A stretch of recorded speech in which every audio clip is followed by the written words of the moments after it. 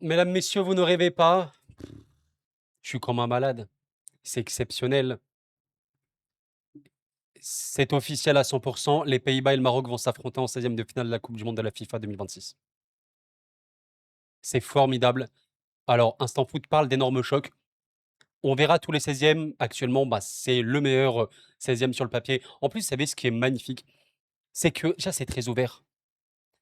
Je pense pas qu'on puisse dire, on puisse dire, ouais, lui, il est large favori. Non. Il y a des arguments pour et contre pour les deux équipes. Mais un Maroc qui, les gars, il faut le faire. J'ai vu ce sondage de Fabrizio Romano. Venez, on répond. Maroc-Pays-Bas, voilà, on va répondre Maroc. Il y a 60% qui sont partis Pays-Bas et Brésil-Japon. Bon, je m'attends à avoir peut-être 80% en Brésil, mais vas-y, je vais dire Japon. Ah, ça va. Même Japon favori, ok. Comme quoi. Bon, c'est un sondage, hein. Mais l'affiche est formidable. Je tiens à vous saluer, évidemment, toutes et tous. Merci à vous d'être là. Pensez au like, s'il vous plaît. Merci vraiment à vous. Je veux saluer spécifiquement, peut-être que c'est votre cas, les Marocains vivant aux Pays-Bas. Bien évidemment qu'il y a une très forte connexion entre les deux pays. Combien de joueurs marocains jouent aux Pays-Bas ou ont déjà évolué dans le championnat des Pays-Bas? Beaucoup. Waouh! Alors, j'ai une petite pensée. Je pense que vous voyez pour qui? Un joueur marocain. J'ai une pensée pour un joueur marocain en particulier. Vous pensez à qui? Je pense que vous savez de qui je parle. Ouais, très logiquement. Je pense à Hakim Ziyech. Je pense sincèrement qu'un Pays-Bas-Maroc, il aurait aimé être là. Je pense que tous les Marocains auraient aimé qu'il soit là. Il n'est pas là. Mais voilà, mesdames, messieurs, c'est l'information vraiment à retenir. Le Pays-Bas-Maroc, on va faire. On est à chaud, hein, voilà. Le match, il aura lieu. Bah, on va voir dans combien de temps, mais là, on est à chaud. Je vous donne mon prono à chaud sur le pourcentage. À quel point c'est du 50-50 ou pas. Je vais vous développer un petit peu tout ça. On va également passer rapidement sur le Japon-Brésil. Vous inquiétez pas, il y aura des avant-matchs dédiés spécifiquement pour pas mal d'affiches. Magnifique affiche. Franchement, le Japon-Brésil, il est magnifique. Je pense que nous, on est aussi un peu plus touchés par Pays-Bas-Maroc, mais en vrai, ce Japon-Brésil, c'est exceptionnel. Est-ce que le Japon, vous vous rendez compte, un Brésil, pays du football, pays le plus fort historiquement en Coupe du Monde et tout, le Japon, qui rêve d'être vraiment ce puissant d'Asie, bon, qui est évidemment un très très puissant d'Asie au football, littéralement la meilleure équipe d'Asie. Alors, est-ce qu'ils sont capables? On va en parler un petit peu. Je tiens évidemment, s'ils passent par là, je pense qu'on aura un petit peu faites-le en commentaire, n'hésitez pas si jamais vous voyez des messages comme ça. Moi, je ne peux pas répondre à tout le monde, vous savez très, très bien, c'est devenu impossible. Mais c'est bon signe pour moi et je vous remercie sincèrement pour tout cet engouement. Voilà, si vous voyez des Tunisiens, n'hésitez pas à leur répondre, je vous envoie beaucoup de force. Bon, c'est une Coupe du Monde ratée. Voilà, ni plus ni moins, ça, c'est 0 point. Il y a quand même 2 buts marqués. Alors oui, c'est 2 buts sur coup de pied arrêté, mais entre marquer 0 but et marquer 2 coups de pied arrêtés, bah, je préfère marquer 2 coups de pied arrêtés que 0. C'est une coupe du monde ratée et le dernier match a été très dur. En vrai, c'était le meilleur match, la Tunisie, je pense, face aux Pays-Bas, le meilleur adversaire de la poule, peut-être? Mais tu es un peu condamné. J'ai quelques images à vous montrer, des de ce match-là, des buts, hein, notamment et de ce match-là. Mais voilà, force pour la Tunisie. C'est terminé. Hervé Renard, peut-être qu'à l'heure où je m'exprime, enfin, à l'heure que je m'exprime, il n'a pas encore annoncé, son départ. Il annoncera probablement dans les prochaines heures. On verra où ira Hervé Renard qui a évoqué, le fait de vouloir rester en Afrique. Lui qui a connu vraiment beaucoup de pays africains. Et donc, par rapport, on va regarder la phase finale, parce que là, on a aussi les tableaux, ça qui est intéressant. Ouais, vraiment, les gars, on est sur le niveau très chill, hein, on va pas faire de l'analyse tactique ou quoi. Les gars, c'est bon. J'ai regardé Tunisie, Pays-Bas, allez, un peu fatigué tranquillement, avec Japon, Suède. Tranquille, j'ai juste pris les screens début, je vais vous montrer ça. Là, on est juste là pour parler de ces deux magnifiques affiches. Putain, mais le Pays-Bas, Maroc, alors attendez, juste c'est quand? Les dates, ok, vous voyez l'écran? Alors, les dates, c'est les dates. C'est le 30 juin. C'est le 30 juin. Oh, c'est à 3 heures. Oh. Bon, c'est très tard, mais écoute, on sera là, hein. Tant qu'on est en paix, en santé, les amis, on sera là. C'est très tard, mais bon. Dommage parce qu'il y a pas beaucoup de matchs à 3 heures en 16e, mais c'est, ce fameux Pays-Bas-Maroc, le match. C'est un peu dommage de l'avoir calé. C'est évidemment le hasard des matchs, mais Maroc et Pays-Bas, vous regardez ce match-là alors que voilà, il fera très tard, dans la nuit ou très, très, très tôt, si on dit ça comme ça. OK, donc le 30 et on aura juste après, le petit Côte d'Ivoire, potentiellement Norvège. Ah magnifique. Non, en vrai, le Maroc-Pays-Bas, pour l'instant, c'est vraiment le meilleur, je pense, avec Brésil-Japon. Mais j'avoue que le Côte d'Ivoire-Norvège, ah, on a quand même des sales affiches, hein. Qu'est-ce qu'on disait? Ouais, le Brésil-Japon, c'est le 29, OK. C'est dans pas beaucoup de temps quand même, hein. Brésil-Japon, ouais, bon, ils jouent quelques heures avant, ça va dépendre où ils sont dans le créneau horaire, mais OK, OK. Et après, on n'a pas d'autres affiches, on a Mexique, on a OK. On verra un petit peu, en fonction des résultats, mais c'est vrai qu'il y a des gens qui joueront, le 4 juillet, s'il vous plaît, leur, leur 16e de finale. Donc, ouais, ça va vraiment faire un petit décalage. Je pense qu'il y a quand même plus d'avantages de comment à commencer, je vous dirais, par rapport à si je veux aller en finale, forcément. Donc c'est ça par rapport donc à la phase finale. Le tableau en fait qui s'ouvre, heu, ouais, je vais dézoomer comme ça, au moins vous voyez à peu près tout. Le tableau qui s'ouvre, donc là, ça c'est les matchs confirmés. OK. Donc ce qu'on a, voilà, vous avez le Brésil-Japon parce que c'est ça qui est en fait très intéressant. J'ai fait une vidéo récemment sur la Côte d'Ivoire pour parler, du parcours de la mort. Mais allez, on va être derrière les Ivoiriens, bien sûr, parce qu'un Côte d'Ivoire-Norvège, bon, on va être à fond pour la Côte d'Ivoire ici. Mais en vrai, là, moi j'aime beaucoup la Norvège, mais je veux voir vraiment la Côte d'Ivoire écrire l'histoire. Côte d'Ivoire, Brésil ou Côte d'Ivoire, Japon, on est là pour stream, bien sûr. Côté Maroc, donc Pays-Bas, 100%. Je suis pas en train de me tromper depuis tout à l'heure. Bah non, bien sûr que c'est Pays-Bas. Laisse tomber, mon cerveau il est un peu décalé.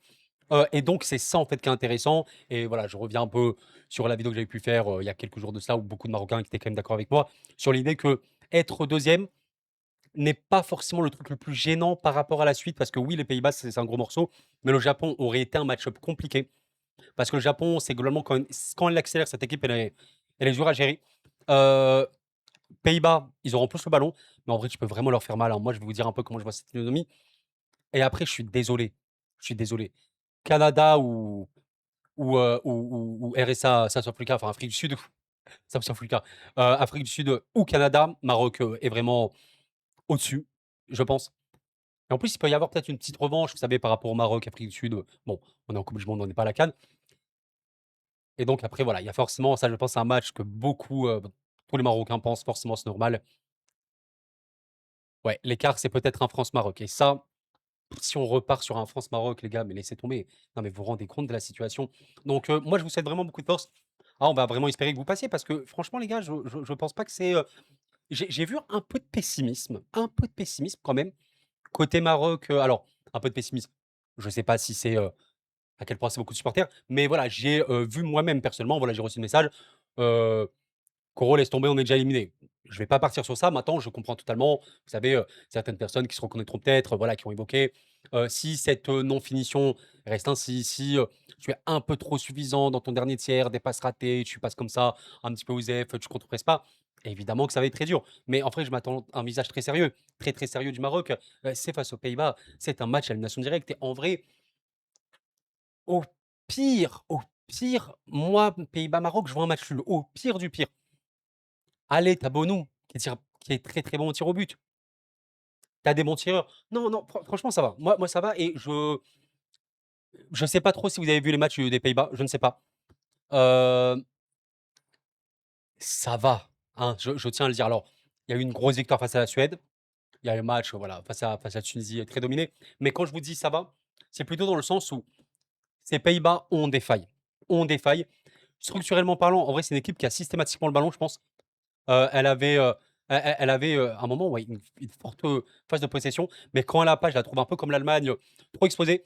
Face aux Pays-Bas, elle a une position complètement stérile, en première, quasiment. Ouais, voilà. Il y a des buts un peu exploits individuels, donc il y a des gros joueurs, ça c'est sûr et certain, mais tu peux vraiment percer leur axe. Ça tombe bien, tu as largement de quoi faire au Maroc pour ça. Quand tu vois la Coupe du Khanous, quand tu vois un petit peu, les projections de Bouhaddi, par exemple, sans ballon ou avec ballon, quand tu vois un petit peu à quel point, Saibari peut bien décrocher, quand tu vois Hakimi également les projections qu'il peut faire, ça va. Tu as largement la capacité de battre ce bloc, Pays-Bas. Donc c'est un beau match-up, c'est pas impossible. C'est vrai que les Pays-Bas, quand on regarde comme ça, on se dit: «Oh là là, ils font que gagner machin». Alors OK, ça reste des matchs, amicaux de préparation quoi machin. Heu, la dernière défaite, voilà, des Pays-Bas, bon, Nation League, avait l'Allemagne 1-0. Il y a eu l'Algérie en amical. Je sais pas si vous avez vu le match, mais voilà, donc évidemment content, mais le match, les Pays-Bas étaient forts. Mais ce que je veux dire par là, c'est pas une équipe, pour moi, le match-up, et c'est aussi pour ça, je pense que j'aime beaucoup cette affiche-là, le match-up Pays-Bas-Maroc, il est quand même assez équilibré, je trouve. Là, si je dois vous donner un pourcentage, franchement, hein, je pense même pas que le Maroc n'ait par derrière le Pays-Bas sur ce match-là. Alors voilà, peut-être qu'on va me dire: «Ouais, mais Coro, tu pas objectif». Ah, je suis désolé, mais sur ce que je vois, en vrai, je trouve qu'avec ballon, tu as quand même des très, très bonnes combinaisons, des Pays-Bas. Bah, typiquement, attendez, est-ce que j'ai des petits screens, à vous montrer? Allez, j'ai pas pris 2 milliards de screens, hein, les gars, de ce match-là, mais enfin, voyez, quand je parle d'expérience individuelle, le but Kenneth face au Japon, c'est ça, hein. C'est cette frappe d'Elanga à la fin, bon, mais qu'est-ce que je dis là? Les gars, je confonds Pays-Bas et Suède. Est-ce que c'est bon pour vous? En vrai, je suis fatigué, je suis désolé. Je confonds Pays-Bas et Suède, tout va très, très bien. Mais en gros, ce que je voulais dire, j'ai pas pris les actions entières, c'est que les Pays-Bas, ont des bonnes combinaisons, je trouve. En fait, ils ont un bon jeu aérien. Le jeu aérien pour le côté des Pays-Bas, j'ai peut-être un peu peur pour le Maroc sur ça. Ils sont très, très bons dans les duels aériens. Je pense que, vous savez, si on fait, un petit jeu et on est là à classer les équipes sur, on va dire, 3 étoiles. 0, 1, 2 et 3 étoiles. 3 étoiles, ça veut dire élite, OK? Est-ce qu'on pourrait mettre les Pays-Bas une note élite 3 étoiles? Je pense sur un point, le domaine aérien, où pour moi, ils sont vraiment élites. Mais typiquement, le Maroc, moi, je peux leur mettre, en vrai 3 étoiles sur leur sortie de balle, je pense et contre pressing, je pense que c'est à peu près ça ou 2,5, donc ça va et les bonnes combinaisons, côté Pays-Bas. Mais voilà, généralement, ils aiment bien allonger le jeu, les têtes, les remises. Alors là, tu vois comme ça, des ballons évidemment très dangereux. Alors là, il s'est arrêté par la Tunisie qui a souffert évidemment dans ce match-là, qui a mieux joué, mais qui a souffert. Là, tu vois, il y a eu par exemple là, alors comment il touche le ballon ici? Il y a eu un jeu en triangle, tac, tac, tac, très rapide. Donc les combinaisons des Pays-Bas sont bonnes, c'est sûr. Je sais pas si c'est l'équipe qui a la meilleure finition. En vrai, ils ont pas mal marqué, mais ouais, ouais, après voilà, Darman ici, il sort, tellement bizarrement. Il y a un lob ici qui ne passe pas, qui est fait transversal. Ils ont un jeu très direct. Ils ont un jeu très, très direct, les Pays-Bas. Quand je dis très direct, c'est, pour marquer des buts, en vrai, ils hésitent pas à balancer loin ou voilà, trouver des combinaisons. Bon, évidemment, pour Hervé Renard, l'aventure, El Sharit Lashkiri, là encore, malheureusement raté et voilà, quand je vous parlais des jeux directs, regardez. Ils ont une force structurelle, mais quand tu sais bien sortir le ballon comme le Maroc, bah, en fait, tu te rends compte que ce bloc, il est très, très vite brisé. Là, il y a un ballon en profondeur pour Malen qui est bon, hein, très, très bon. Malen. Brobbey, comme ça en décrochage. Là, on est à la combienième? On est à 2 minutes de jeu, mais je sais pas si j'ai le ouais, 7e minute, hein. Il y a eu, ouais, 2-0, en environ 6 minutes 30 de jeu, environ.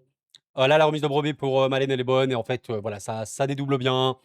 Ils aiment beaucoup les centres ras de terre très, très puissants. Ils en ont vraiment, vraiment fait beaucoup. Et là, typiquement, bah, Skerry fait le CSC, ça va pas du tout. Ça va pas du tout, Skerry, en plus, l'alignement, bon, ah, je suis très déçu pour les Tunisiens. Là, on m'a dit: «Est-ce que la Tunisie est la pire équipe de ce mondial?» Elle est forcément dans le débat. Coup de pied arrêté. Ouais, je vous parlais un peu de domaine aérien. Bon, bah, là, regardez le second poteau, hein. La menace ultime, vous la connaissez. C'est qui se fait là avec le brassard. Là, c'est vraiment la seule chose où j'ai peur pour le Maroc. Mais après, le reste dans le jeu, j'ai pas peur. Avec la finition, on va dire, j'ai peur des duels aériens et j'ai peur de la finition pour le Maroc. Mais sinon, j'ai pas peur du reste. C'est tellement ça. J'ai juste fait avertir un petit peu quelques Marocains sur la vidéo. Maroc-Haïti, c'est vraiment cette question de finition. Il faut vraiment de la finition, il faut vraiment cette précision parce que sinon tu ne seras pas bien. Finition et précision. Il faut pas être nonchalant dans ton jeu.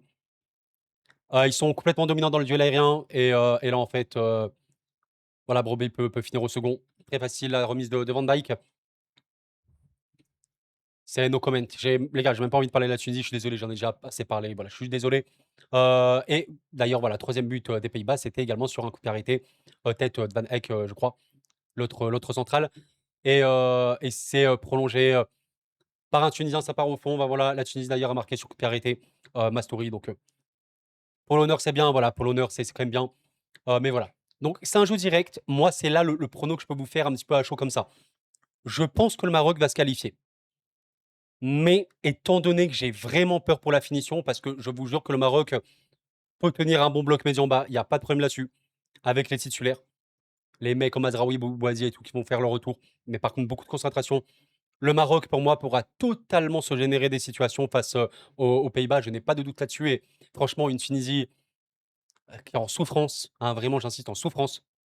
Oh, ils ont pas fait un pire match. D'ailleurs, il y a Ismaël qui a une très belle occasion au tout début du match, hein. 2e, voilà. Il a ça, il est seul, quasiment au point de pénalty. Donc non, j'ai vraiment pas peur de ça. Le Maroc va générer des situations. J'ai peur vraiment de cette finition. En l'état, je vais dire peut-être un 55-45 Maroc. avec cette idée qu'il faudra faire très attention. En vrai, je vois après, pourquoi pas mal de buts, hein. Au final, peut-être 2-2. Peut-être 2-2, un match un peu foufou, 2-2 après prolongation. Et Maroc qui passe au tir au but, Bono, légendaire. Et ouais, but à minima des Pays-Bas sur coup de pied arrêté. Bah, je vois bien Van Dijk en fait, hein. Pas que eux, mais voilà, Dumfries ou quoi. Je vais dire Maroc. Moi, je vois vraiment. En fait, je sais pas, j'ai vraiment cette idée que le Maroc. Peut-être que c'est un peu en contre-courant maintenant. Je sais qu'il y a un petit peu il y a eu un petit peu ce vent de pessimisme, un petit peu. Voilà que j'ai senti. Concernant le Maroc, moi, je l'avoue, je l'ai pas vraiment. Je suis interrogé. Voilà, je suis interrogé. Parce que sur ce match, faut vraiment que tu arranges ce qui t'a manqué dans ce début de tournoi, cette finition, cette précision. Mais le Maroc, en vrai, joue mieux que les Pays-Bas. Je pense que si on parle de jeu, je trouve que le Maroc joue mieux que les Pays-Bas. Parce que les Pays-Bas, en vrai, ils sont très très bons offensivement, je les trouve bien dans les combinaisons et tout. Mais quand je dis que le Maroc joue mieux, en fait, sans ballon, c'est vraiment meilleur. Mais je trouve vraiment meilleur. Donc voilà. Ça, c'était pour Pays-Bas-Maroc. On fera, je pense, une analyse un peu avant match en montrant quelques petits screens de comment ça pourrait jouer. Rapidement pour Japon-Brésil. Bon, Brésil peut-être un peu plus favori. Mais moi, je peux imaginer le Japon sortir le Brésil pour la simple et bonne raison. Bon, on a quand même vu un Japon très light, hein, face à la Suède, très terne. Et en fait, le Japon, quand ça monte en intensité, bah, typiquement, regardez, le but, le but japonais, qu'est-ce qu'on a regardé? Magnifique but, hein. D'ailleurs, je peux vous le montrer. Tac, tac, tac. Où il est, où il est, où il est. Il est là.